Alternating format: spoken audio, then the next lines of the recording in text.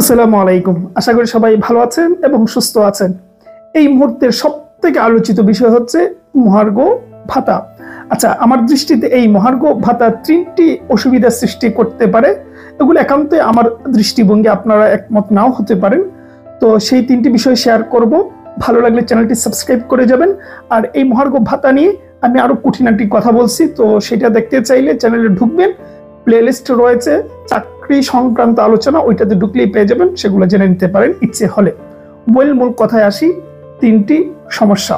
অসুবিধা নাম্বার 1, যখনই সরকার pay scale বা এই মুহূর্তে মহার্ঘ ভাতা বলেন, এইগুলো যখনই দেয় তখনই সরাসরি বাজারে এটার একটা ইফেক্ট পড়ে।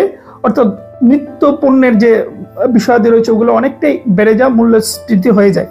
তো এটা আমি বলে রাখি, এটা যে একমাত্র কারণে দ্রব্যমূল্য বেড়ে যায় এমন নয়, এটা একমাত্র কারণ নয়। মোটামুটি কিছুটা দায়ী বলতে পারেন, কিন্তু এটা একমাত্র কারণ নয়। দ্রব্যমূল্য বাড়ার একমাত্র কারণ নয়, বিষয়টা ক্লিয়ার করে দিলাম। তবে কিছুটা ইফেক্ট পড়ে দ্রব্যমূল্যের উপরে, ঠিক আছে। উদাহরণস্বরূপ আমি বলি, দেখেন এই যে গভর্নমেন্ট ভ্যাট বাড়িয়েছে, এই ভ্যাট যে হারে বাড়িয়েছে সেখান থেকে গভর্নমেন্টের প্রায় অ্যারাউন্ড 12,000 কোটি টাকা উঠবে, প্রায় $1 বিলিয়ন মতো। এই 12,000 যে কোটি টাকা উঠবে, শোনা যাচ্ছে এখান থেকে প্রায় 7,000 কোটি টাকা যাবে এই মহার্ঘ ভাতা কারণে। তো এইটা স্বাভাবিক, এই ভ্যাট কিন্তু আমাদের মাধ্যমেই যাবে, সাধারণ মানুষের কাছ থেকেই যাবে।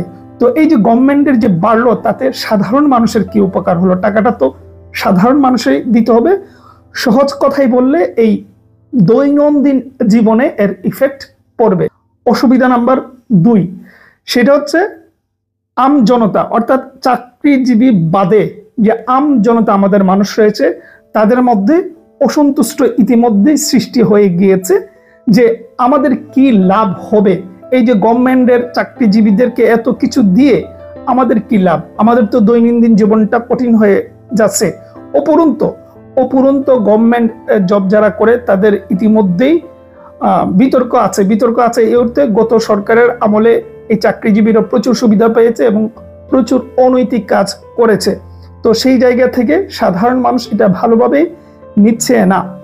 এটা ঠিক আছে, তবে অন্যদিকে চিন্তা করলে যারা সৎ আদর্শবান, সৎ মানুষের তো অভাব নেই, কম হলেও অভাব নেই, যারা বেতনের বাহিরে আর কিছুই করে না, কোনো দুর্নীতি নেই, কোনো টেন্ডারবাজি নেই, কাউকে অবৈধ সুবিধা দেয় না, যারা সৎ মানুষ, বিশেষত যাদের নিচের দিকের বেতন কম, তাদের তো ভাই এইগুলা খুবই জরুরি। বেতন বাড়তে হবে, ভাতা বাড়তে হবে, পে স্কেল আসতে হবে। এই বিষয়গুলো সৎ চাকরিজীবী, ছোট চাকরিজীবী, নিচের দিকের গ্রেডের যারা আছে তাদের জন্য তো কতটা গুরুত্ব, এটা বলার আর দরকারই পড়ে না, খুবই গুরুত্ব, ঠিক আছে। আর দুর্নীতিবাজদের জন্য ঠিক আছে, সাধারণ মানুষের রাগ থাকতেই পারে, কিন্তু আমি মনে করব চাকরিজীবীর বাইরে যারা সাধারণ মানুষ আছেন তারা আমাদের সবার কথাটা ওইভাবে চিন্তা করবেন যে দুনিয়ার সব মানুষ খারাপ নয়, ভালো মানুষের চলা খুব কঠিন হয়ে যাচ্ছে এই বেতন ভাতায়। 3 নম্বর অসুবিধা, বেসরকারি সেক্টর। বেসরকারি সেক্টরে যত চাকরিজীবী আছে তাদের তো মাথা নষ্ট, পুরো অঙ্গার হয়ে যাচ্ছে যে সরকারি চাকরিজীবীরাই তো এই সুবিধা পাচ্ছে, আমাদের কি লাভ?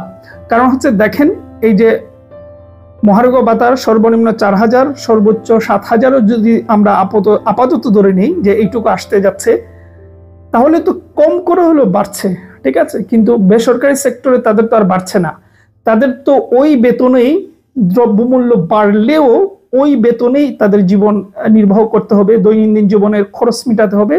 তাদের কিন্তু বেতনও বাড়তেছে না, ভাতাও পাচ্ছে না, তাদের খুব থাকবে, কষ্ট থাকবে। কিন্তু এটার দায়িত্ব আবার গভর্নমেন্টেরও নয়, যেহেতু এটা বেসরকারি সেক্টর। আর বাংলাদেশে তো ধরুন অল্প সংখ্যক গভর্নমেন্ট জব হোল্ডার। তো এই গভর্নমেন্টের দায়িত্ব সরকার নেই, যে সরকারের যে কর্মজীবী আছে তাদের দায়িত্ব গভর্নমেন্ট নেই, কিন্তু বেসরকারি তো আর গভর্নমেন্ট নেয় না। যদি আমরা বাংলাদেশের সিংহভাগই হচ্ছে বেসরকারি সেক্টর, কিন্তু তাদের কষ্টটা আরো বেড়ে যাবে। যদিও কিছু কিছু ক্ষেত্রে তাদের বেতন অনেক বেশি, কিন্তু তারপরেও এটা তো গভর্নমেন্ট তো জব নয়, সেহেতু অসুবিধা তো কিছু থাকেই। সুতরাং এই মহার্ঘ ভাতা দেখে তাদেরও দাবি থাকবে, তারাও জলে পড়ে অঙ্গার হবে, এই একটা সমস্যা সৃষ্টি হবে আমার দৃষ্টিতে। আমার মনে হয় এটা হতে পারে, সমাজে এগুলার সরাসরি ইফেক্ট পড়বে, কিন্তু ওইটাই আবারও বলবো, যারা সৎ চাকরিজীবী তাদের কিন্তু আর হচ্ছে না, তাদের দরকার, তাদের অবশ্যই দরকার, এটা প্র্যাকটিক্যালি সবাই নেওয়ার দরকার, যে এদের জন্য ওগুলা বেতন ভাতা পে স্কেল অবশ্যই জরুরি বিষয়। তো এটাই ছিল কিছু সাধারণ সমস্যা যেগুলো হতে পারে, আদারওয়াইজ আহামরি কোনো সমস্যা তো নেই, কম হোক বেশি হোক পাচ্ছেন তো, টুডে টুমার আসতে যাচ্ছে। তো এটাই আপনাদের সাথে শেয়ার করলাম। ভালো থাকবেন, সুস্থ থাকবেন।